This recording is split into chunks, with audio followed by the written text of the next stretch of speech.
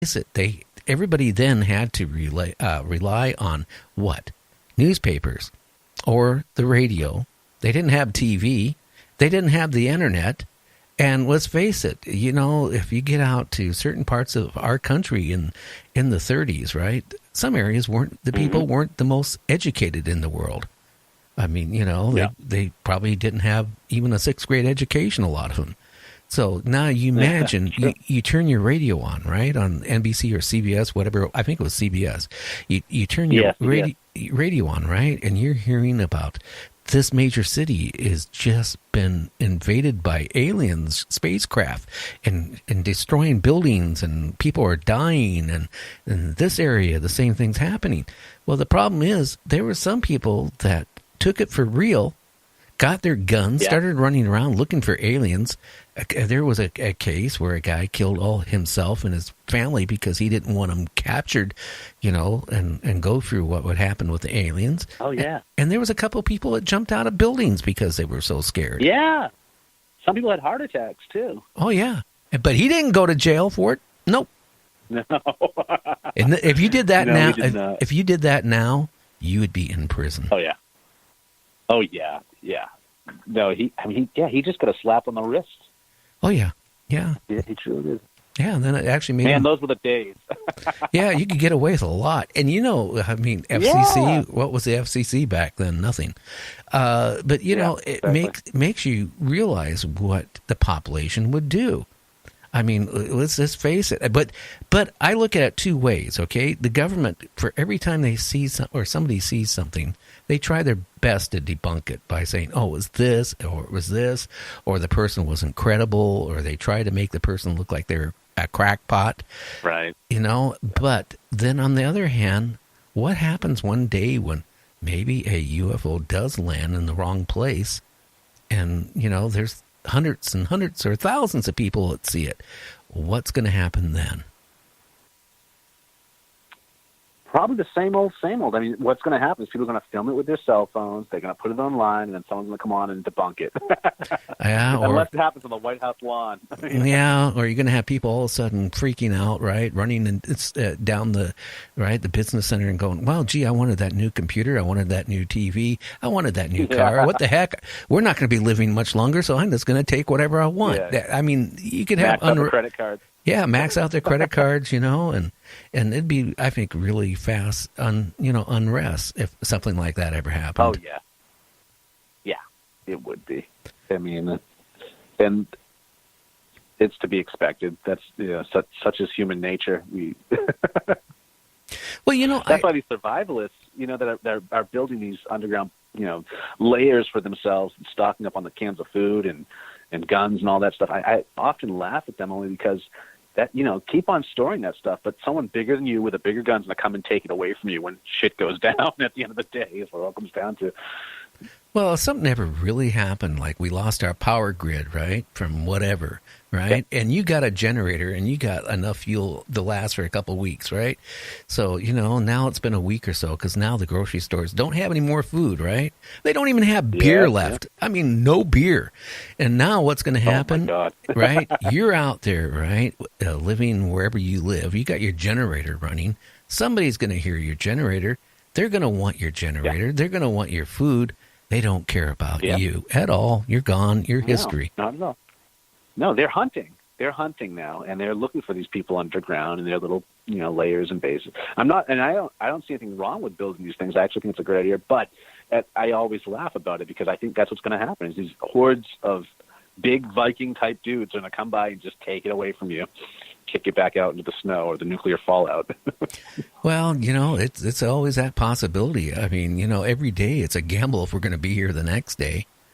Yeah, it's true. So for people that are inside their bunkers right now listening to the show, I'm sorry, guys. That's just how I feel. But maybe you need better security. Well, I think I might have told you this before. When Reagan was president, he had a doomsday thing. Because, at one point it kind of heated up, with Russia at one point. Oh, yeah. And he did this little thing. It came out, basically they were telling people how to prepare in case we ever were attacked. And if you can't make it to a fallout shelter, Reagan suggested you dig a hole, such and such, right?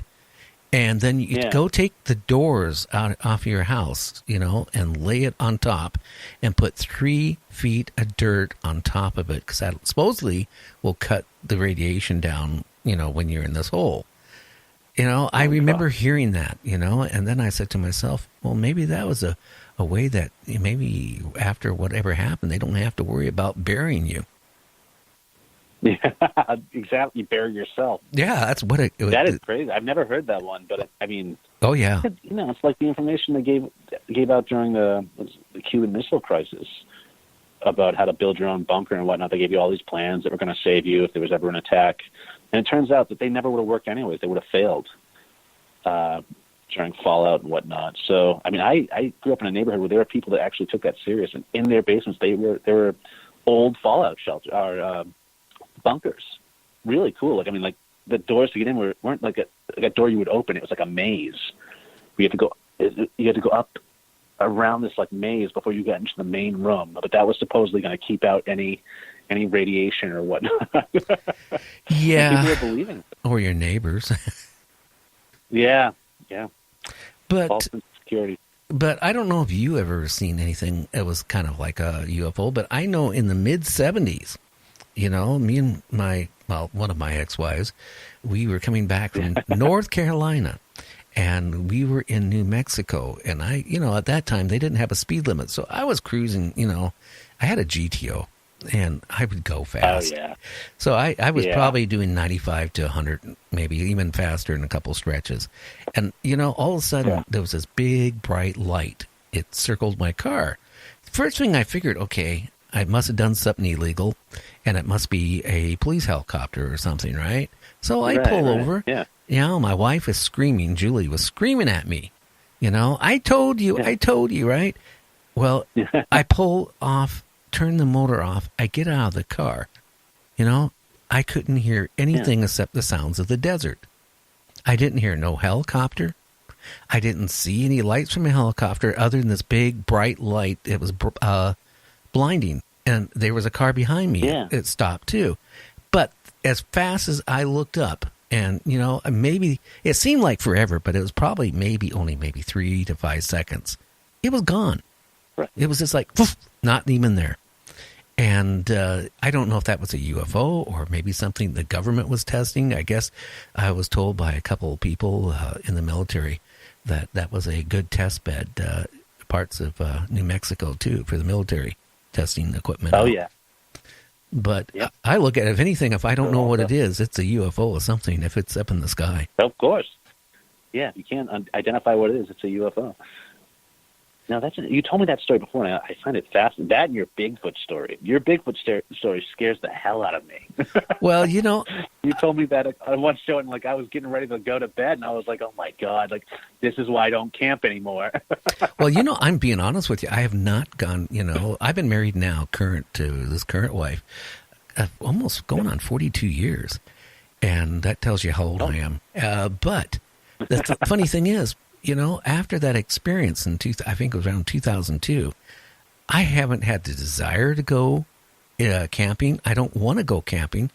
And, I've had people want to be a guest on my show. And I got a couple coming up that are, I classify legitimate not UFO, but Bigfoot hunters.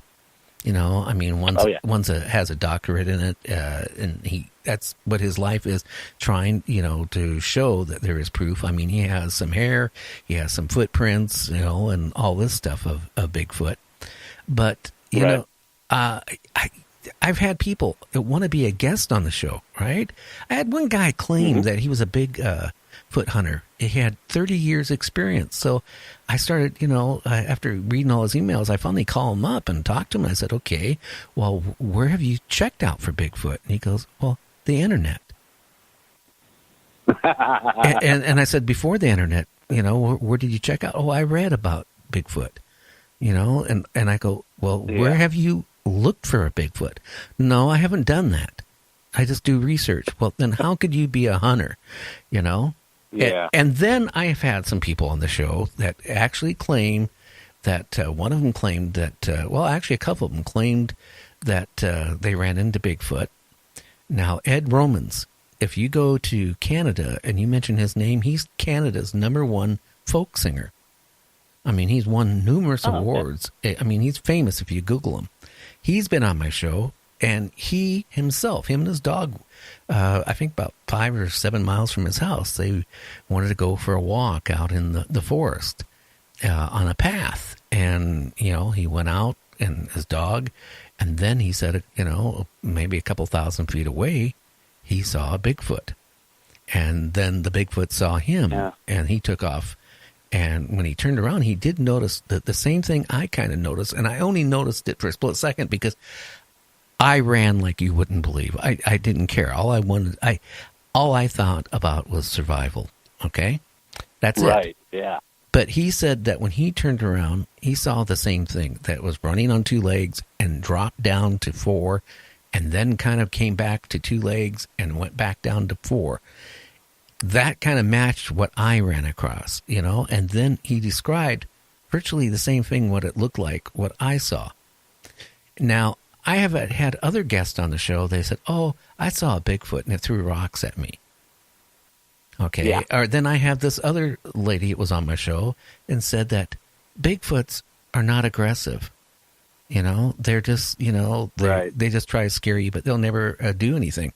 I disagree with you or with them. I think they are not friendly. I mean, if you ran into one at the wrong place, the wrong time, I think you're not going to get back out. And that's probably why a lot of people have gone missing in the forest, too. I mean, maybe they ran across one. That's the theory. I mean, the popularity of missing 911, that's comes up every now and again. It's possibly a Bigfoot. But the thing is, I think Bigfoot might be just like humans, where there's good ones and there's bad ones, So whereas a Bigfoot might have run across a bad human and thinks all humans are bad, a human might have run across a bad Bigfoot like you did and just assumes that all Bigfoots are bad. So I think it's just a couple different types of Bigfoot. Well, there could be, but I hope. I have made a point of talking to a couple Indian alders, or whatever you pronounce it, from a couple tribes, and one of them, spent about a half an hour on the phone with me and explained going back, for their history about Bigfoot. And they said, going back even before white men, started plaguing the soil, that the squaws and little children would all of a sudden be, Bigfoots would run into, or whatever they would call them, run into their encampment, right, and steal the squaws, steal the little kids, take them up to like a cave, and then, later on they found the bones. Yeah. I've heard those stories too. Or they're breeding with the women. Heard a couple of stories like that. I know a lot of, from what I've heard anyways, a lot of Native American tribes, they've always had this thing, this saying, and I can't remember it verbatim, but it was pretty much along the lines of stay in the light of the fire at night. Don't leave the light of the fire, because that's when you could disappear. It could be Sasquatch, or it could be, we don't know, but so you're always safe if you're in the light of the fire. Well, all I can say is, I was out up in the Canadian Rockies with a friend who just got done doing his internship. He was a doctor, just opened up a practice up in Puyallup, Washington at the time. And we were out there, we wanted to go and, before he opened up his practice, and I had my vacation, we wanted to go out and take pictures of old ghost towns and silver, mines and stuff like that. And there was a World War II encampment there they had way out in the woods that they used to take Japanese prisoners during World War II and intern them there. And there was a huge silver mine. I guess they made the prisoners work also there at the same time.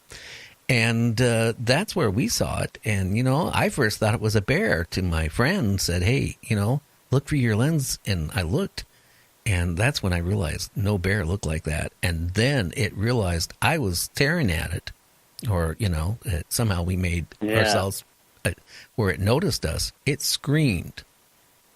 And it literally started coming after us. And we took off a dead run for approximately 2 miles. It scared me. Yeah. So, I mean, Yeah. people can say they're all they want, that there's